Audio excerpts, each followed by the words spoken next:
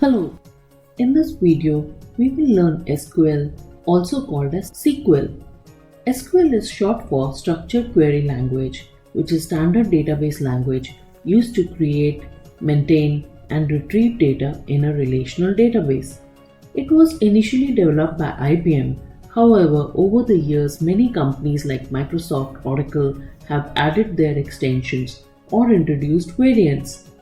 The advantages of SQL are that it is easy to learn and understand, it is portable and is widely supported, it can run at high speeds.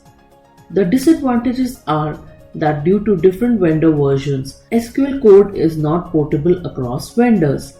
Depending upon the RDBMS you are using, the commands could have minor variations.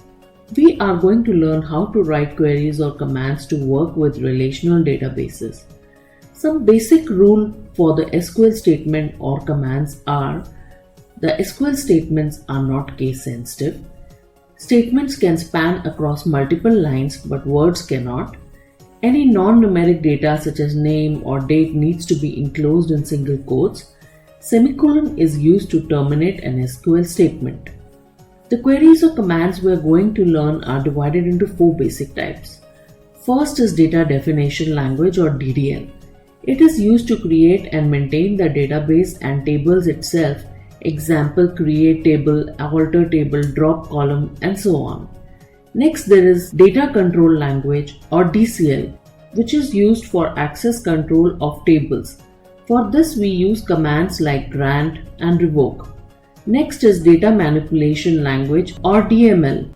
Once the database and its tables are created, DML queries are used to actually insert, update and delete data in the relations. Example command like insert, delete, update. Next is data query language or DQL. It is used to extract the data from the relations. Example select statement. DML and DQL are the commands which you as application programmer will mostly use, while DDL and DCL is something which will be taken care mostly by the database administrator. In our next video, we will start by learning some of the DDL commands.